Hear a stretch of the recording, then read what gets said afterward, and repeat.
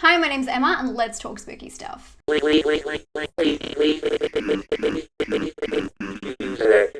Welcome back to my channel, guys. Thank you so much for being here. If you don't know, my name is Emma, also known as Spooky Astronauts here on YouTube, and I do 2 new videos every single week about horror. And in these videos, my monthly wrap-up favorites, what I watched, I go through everything I've watched quite quickly and just let you know whether I recommend it or not. And then I add some other things in there that I want to talk about this month. But before we get into that, I do want to say, Extraordinary. You know that movie that I was raving about earlier in the year, the horror comedy? If you are in the US, the movie's actually coming out this weekend. And obviously, I'm gonna leave my review up here, but I am obsessed with this movie and I wholeheartedly recommend you guys going out and checking it out. I'm gonna leave a link down below to where you can check out tickets in your area. It's through their website. But also, the promoters for the US release are teaming up with me to do a giveaway. So I'm gonna be giving away a bag of extraordinary goodies. So I'm very excited about that. If you do want to be in the running to win this, please head over to my Instagram and check out this picture and follow the instructions in the description. This competition is just for US viewers. I know, not Australians either, guys, don't worry. But it's because it is run by the US promoters who are looking to promote the film and the US release. Makes sense. So go over and check that out and good luck. I'm just about to jump onto Letterboxd, but I do want to ask really quickly. I had an idea for a series where you guys send in recommendations you want and I tailor and find a movie that will fit you. I get a lot of DMs asking, oh my god, what's the scariest ghost film from Thailand or something like that. And I thought it'd be a really cool video if I gave you all the recommendations in one spot. If that sounds like something you'd be interested in, please let me know down below. Just say recommendation video, thumbs up, I want to do that kind of thing. And make sure, again, you follow me on Instagram, which is Spooky Astronauts. So if I do decide to do that video, you can send in your requests. Okay, thank you for bearing with me. Video starts at this time. Someone always has to comment that. It's the law on YouTube. Okay, let's head over to Letterboxd. Okay, let's go down to the start of the month. The first thing I watched this month, just called myself out. It's the Taylor Swift documentary, Miss Americana. I'm a little bit of a Taylor Swift fan and a Kanye West fan. That's how much I sit on the fence. I didn't mind this. If you're a Taylor Swift fan, I'm sure you'll watch it regardless. You don't need me to tell you. I then watched Uncut Gems, which I was so excited about because this film never came out in cinemas here and it went straight to Netflix. And I'm a huge Adam Sandler fan, so I was very stoked about this. Obviously, I just think this movie is amazing and I really like the directors. I really liked Good Time. So I was very impressed by this and yeah, it wasn't a letdown at all after all the hype. I would recommend if you've been putting it off and you're not too sure about the hype, I think it still lives up to it. I then watched Found, which I did talk about in my Films That Changed Me. I just wanted to give it a rewatch because there's a lot of intense themes in there and I really wanted to revisit it before I spoke about it openly again. Again, if you want to go check out that video, I talk about it in detail, but it is a horror movie about a boy who finds out that his brother is a killer. And it's a very intense but very low budget film, so it's not for everyone. I know that some people watched it and thought it was trash, but I know other people watched it and they felt the exact same feelings I did, so I do recommend it to you guys. I then watched Dark Whispers, which I haven't rated here because it was on embargo. If I see a film and I'm not allowed to talk about it yet because I've been given a screener or I've seen it in a premiere, I just put it on Letterboxd and I just don't put a rating just so I remember that I watched it and what day I watched it. This is a really interesting film. It is an Australian anthology film which a woman finds this book and she reads different stories from it. There's actually a short in this one that I had seen before that I had no idea was involved in this. So I don't know how that worked, but I thought it was interesting. It was very creative. And yeah, I think it's definitely worth it if you're into creative short stories. I thought that one was a good time. I then watched Jojo Rabbit.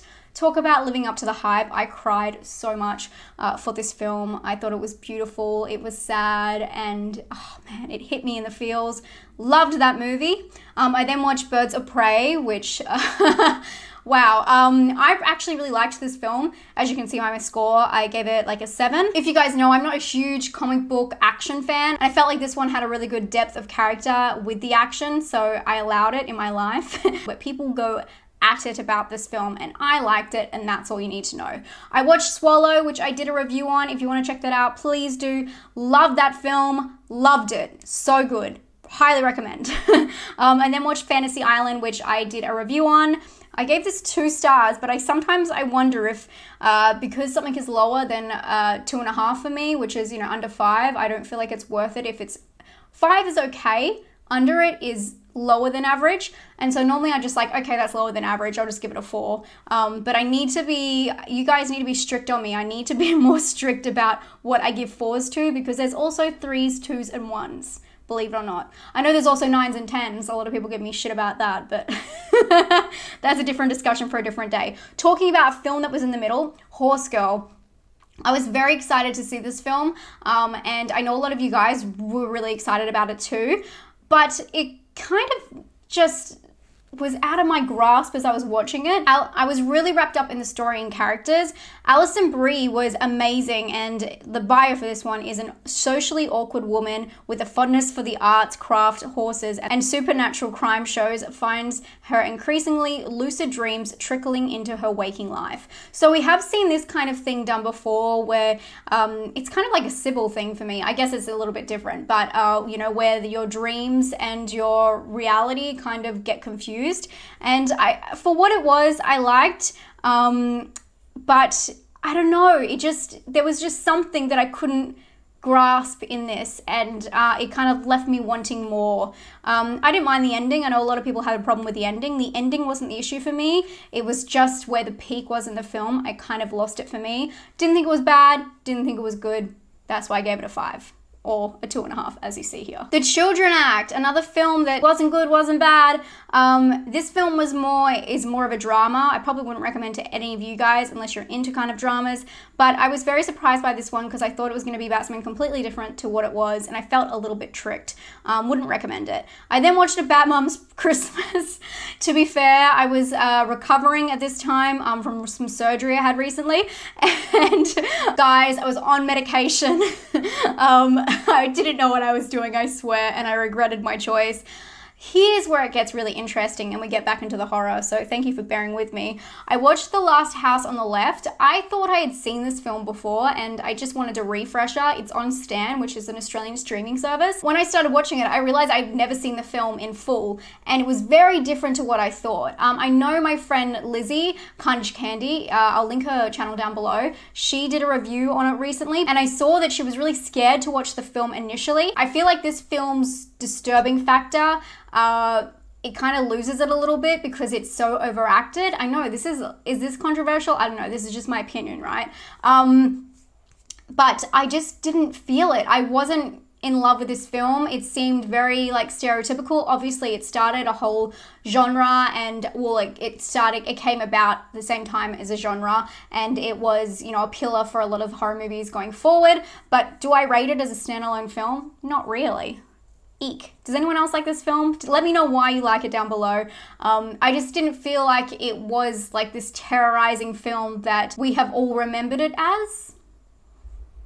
Then I watched It Follows, which I love this film. I watched this for It Doesn't Offend You, which is a stream that I do every single month with my friend Nightmare Maven, and this month we're doing it on my channel. So definitely keep your ears open for when the next stream is going to be. We did It Follows and we did Contracted, which is so interesting because I remember the first time I saw this film, I really loved it, and this time, not so much. Because I was doing this for a stream, I had written down notes along the way, and then when I started talking about it with my friend Vicky, Nightmare Maven, who I will link down below as well, she brought up some really interesting points, and it completely changed my opinion on the film, which doesn't really happen to me that often. I'm an Aquarius. I don't back down.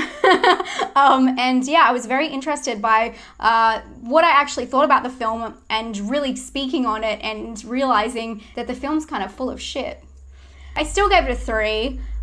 It's not a film that I'll easily forget, and I don't think it's a bad film.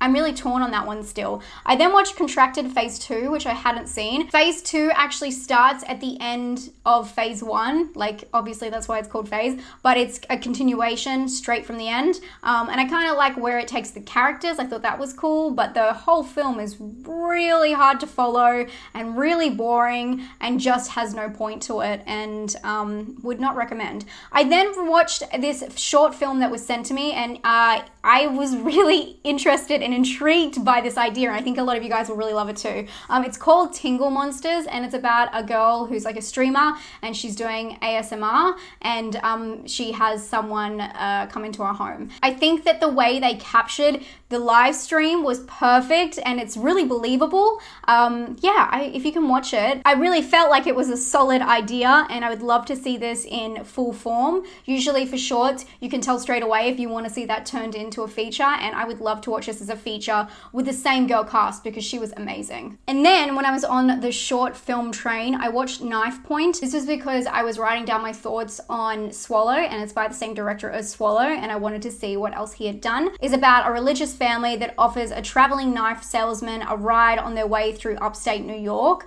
It's kind of a wild ride, and again, a film I would love to see made into a feature because it had some really interesting ideas, and you know, I love the religious aspect. I'm a sucker for that kind of stuff. From there, I watched Sully, which is the movie about Tom Hanks landing a plane. Yeah. It's like one extreme to the next, you know? And then from there, I watched To All the Boys I Love, P.S. I Still Love You. Guys, I out myself every time. This one I didn't mind. I know a lot of people had a problem with this and thought it was crap. It kind of followed the same structure of the first one, and I don't really know what everyone was expecting. I knew it was going to be like cheesy and like silly, and I was for it a little bit. I'm sorry. I then watched Super Size Me. I'm calling myself out again. Yeah, I hadn't seen it in a couple of years, and I really felt like a Big Mac afterwards, and I don't eat meat. I'm sorry, I swear a lot of this is from me recovering from surgery, and I'm all fine now, don't worry, but Jesus Christ, those pain meds had me on something else, I tell you what. I'm blaming it on the pain meds. I promise the next one's a horror, guys. I then watched Cabin Fever. I watched the original first, the Eli Roth original Cabin Fever.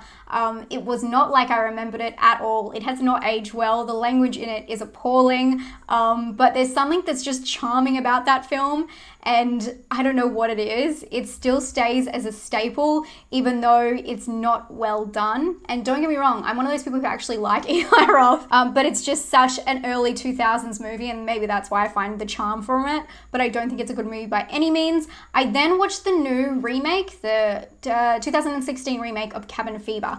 I thought this was so interesting because it's almost like a shot-for-shot remake at times, and then they switch a couple of things, and it's almost like an ode to the original, which I've never seen done before. I mean, they have little like homages in films when it's a remake, but this one is an actual ode. It almost relies on the idea that the audience has seen the original to get what things they've changed in the remake. So it's very interesting and very different. I would say worse. I then watched The Boy, which I gave 3 stars to. This is the first one. Sorry, I thought it was the second one for a second. I watched this because I was going to see The Boy 2 the day after, and I still really liked the first one. I thought it was really good. I then watched The Descent, which I love. It was just on a streaming service, and I thought it would be easy to just put it on and work while I was watching it, and then I ended up just watching it because it's such a captivating movie. There's still some people out there that I see in my comment section who haven't seen The Descent. You need to watch it. It is such a good movie. Solid.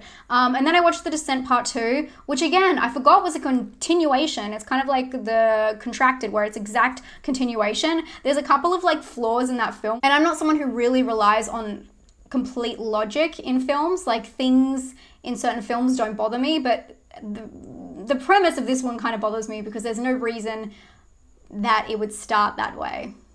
I'm trying not to give anything away. There's no reason it would be back there. Anyway, moving on. Still think it's a good movie, not as good as the first one, but I've heard a lot of you guys really like the second part. So if you haven't seen the second part and you love the first one, I definitely still think it's worth watching. I then watched Brahms, not Brahms, Brahms, The Boy 2. It's so funny because I got a couple of movies like this, The Lodge, and Invisible Man I got to see before a lot of my friends online, you guys, had seen them. And it's really interesting, like, watching a film and then going, okay, are people gonna love this film or they're gonna hate it? And with this one, obviously I knew that people weren't gonna love it, but I didn't realize people would think it was worse than the Grudge remake. I thought it was bad. I didn't think it was warranted, I did a whole review on it, but I didn't think it was the worst thing ever, to be honest. I watched Cabin Fever this month. Yeah, I don't know. I can see where people are coming from, but it's really interesting to see like the mass response to a film. In saying that, The Lodge, I'm not gonna do any spoilers or say anything more than like, wow. And I love that film so much, and it was so interesting to walk away. And when I put my spoiler-free review up, a lot of you guys said that you knew people who hated the film, and that was a real big shock to me. And I felt like because I had just seen The Lodge, the next night I went and saw the Invisible Man, and a lot of people said I didn't rate The Invisible Man as high as they thought I would. You guys should know by now, I don't give out 9s and 10s too easily. I find it really hard to rate films, and that's why I'm so descriptive with how I feel about them and get so emotional. So I hope that you can understand how much I like a film or don't like it, and you know where it lies with me in how I'm talking about it. Because sometimes it's just really hard to compare films that you like in different ways. You know what I mean? Like you can give a 4 to a comedy that you love and then a 4 to an amazing horror, and it doesn't mean that they're just so different. And yeah, anyway, I hope you know what I'm saying. But because I had just seen The Lodge and then I saw The Invisible Man, I really enjoyed The Lodge more than The Invisible Man, and that was kind of the way I rated it in that sense. I don't know if that makes sense. Let me know what you think about that down below. But as we're saying, those are horror movies that I absolutely love, but I went and saw 1917 after that, and I gave that a 9 out of 10. That film just blew me away. There's nothing technically wrong with that film, and that's why I gave it such a high score. With my scoring system, a 10 out of 10 is like everything's perfect about the film, but it also suits my taste, and a 9 is like a flawless film, but I don't know, like it's just not emotionally there for me. It's not like my taste, because at the end of the day, I'm scoring films on how I like them. I'm not a teacher giving a grade. I'm scoring films on what I see in them and how I interpret them, and that's why everyone has their own personal scores. With 1917, I usually wouldn't go see this kind of film, but I'd heard such great things about cinematography, and I was not let down, is what I'm trying to say. That was a long-ass way of saying it. I then rewatched The Invisible Man, the original, 1933. This is the second time I've watched it this year, which is really funny because I kind of gave the same score to the new one as I did the old one, and it's for such different reasons, which is a better example of what I was trying to say before. The old Invisible Man is such a breakthrough in special effects, and it's just so charming, and the new one is completely terrifying, and it's so different, but I kind of like them the same, which is really weird to say. I then watched Countdown, which I was so surprised. I liked this film. When the film was coming out in cinemas, I'd seen a couple of people say it was kind of trash, it was popcorn horror, and I was traveling at the time, so I didn't get to check it out. But I was really surprised by the characters. I thought that they were broken down so well, and there was a couple of subplots that made it a little bit messy, but it kept you interested, and usually these stories fall really flat, but the characters just like really drew me in, and I really liked what they did. They kept it like a funny tone, but then scary and then interesting, and I liked the whole app situation. I thought it was really cool, like a really fun, like modern horror, and I didn't mind it. I mean, I still only gave it like a 3 out of 5, but I didn't mind it. I then watched Hot Mess. I watched this on the plane. This is horrendous. This is an Australian comedy that I started off really loving, and by the end, I just wanted it to be over so bad. I didn't like it so much that I gave it a 1.5. That's when you know that I didn't like it. I went that extra bit lower, guys. I then watched Come to Daddy, which I do want to do a review on, so I probably won't speak on that now, but I really want to talk about my feelings about that film, because I have feelings. And then I watched VFW, which, is that how I say that? I've never heard someone say it out loud, which I know a lot of you guys really liked, but I wasn't a huge fan of this film. But this is the thing, guys. You guys don't come to me because of my 80s knowledge of horror movies. You guys come to me for more of the disturbing, new kind of films. Also like the hidden gems. I feel like that's what you get from me, and the 80s stuff. I'm sure you get that from an expert. I am no expert at 80s horror movies, and although this is a new film, it definitely takes the 80s stylization, and I'm just not a huge fan of like 80s action horror. So each to their own. I didn't think it was a bad film, and that's why I gave it like straight in the middle, but it wasn't a film for me. And then the last film I watched of the month is Honey Boy. Shia LaBeouf. Which is Shia LaBeouf. I feel like I always say his name wrong. I say everything wrong, but I just looked it up. That's how I meant to say it. It's his film he wrote about his dad, who he hasn't spoken to in 7 years. triggered. I loved this film. I absolutely adore this film. And if you follow me on Letterboxd now, I actually have a whole list that I created about this film and American Honey, which I call now Honey Films. The idea behind Honey Films is it's a compiled list of films. I'm sorry, I know this is very wanky, but stay with me. I've seen and want to see that rely on heavy character storytelling and dialogue to show a raw slice of life. No structured tentpoles, no CGI or over-stylization, usually simple sets with a focus on lower class life. This is a hard-hitting look into a different walk of life. And as I said, it's called Honey Films. That's what I'm calling these films because of American Honey and Honey Boy, which are very similar in their styles by not having a style, by just kind of being raw and about human emotion and someone's life in a period of time. Florida Project is a really good example of another one of those. Anyway, so I have that there if you guys are interested in that style. I'm trying to keep those ones together and watch all of them. But I really was impressed by Honey Boy. He is just amazing as an actor, as a writer, as just a artist. I know that everyone says he's crazy, but what genius is not crazy? I love those kind of people, and it's very inspiring. Now let's talk about TV shows. This month I watched The Stranger and I regretted it. This is a UK drama on Netflix. It's kind of like Safe, if you saw Safe with Michael C. Hall, because it's about the intertwining of, you know, suburbia and their lives and their secrets. But this one I felt like had a really poor payoff and it just didn't feel like it was worth it for me. Let me know if you guys have seen it and what you thought about it, but it just really was not my cup of tea. And I'd already started it and I just kept watching it and I don't know why, because I've stopped watching shows that are so much more interesting than this. But I just had to finish it because I had to find out one thing and then it didn't really happen that way and it was just, it was annoying. Anyway, a good show that I did watch is The Outsider. I still have 3 episodes left to watch. This is based on Stephen King. This is more of a dark crime drama about an investigation, and if you're a horror fan, definitely check it out. I don't want to say too much, but it is very sinister, and if you like TV shows like The Sinner, it has the same kind of investigation vibe, which I really like, so I think you guys will really enjoy this one. Highly recommend it. I then finally finished The Good Place, which I was waiting until the whole last season was out so I could watch it all in one go. I was a really big fan of the whole series, but the way they finished this show was amazing. I was so happy. When does that ever happen that they finish a show and you're so happy with it? Very rarely in life.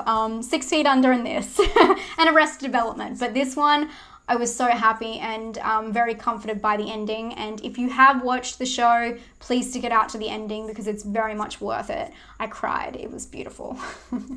I was not beautiful when I cried, but the show was beautiful. I then watched Lock and Key on Netflix, which is based on a Joe Hill series, I believe. It's a whole series, and it's about family who move back into their old home, and there's secrets and keys, and it's very like fantasy teenish kind of. It's very teen focused, I think, and quite, yeah, a lot of fantasy. It's like fantasy horror. I wasn't a fan of this one. It was a bit silly. It was a little bit cringe, and yeah, it just didn't get me, but I know that some of you guys really liked it, but I think that the fantasy aspect along with the dialogue and the characters were just a bit bland for me. But my partner did love it. I just wasn't a big fan. I would have stopped watching, but I was watching with him, so I kept watching until the very end. Which brings me to my last TV show that I watched, and technically I watched this at the start of March, but I wanted to include it because I have just finished it all in one day, and this is I'm Not Okay With This. I love this show. This show was so great, and it's really easy to watch because it's 7 episodes and they all are under half an hour each. I think they're under half an hour or around 20 to half an hour. It's a teen show, but this one's a comedy drama with a twist, and it stars Sophia Lillis and Wyatt Oleff, both kids from It, the remake of It, and I just really loved where it went. I don't want to say too much, but please watch this before spoilers come out because they have some really cool scenes in this and you might want to be a part of it, trust me. Very easy watch, very satisfying show, and I was very happy with it. Thank you guys so much for being here. I'm not going to take up any more of your time. Thank you for listening to me ramble. Let me know your opinions and everything I said down below, and I'll talk to you guys very soon. Once again, thank you for being here. I do 2 new videos every single week, and if you don't want to miss out, make sure you hit the subscribe button and hit the bell, and I'll see you guys very soon. Stay spooky. Bye.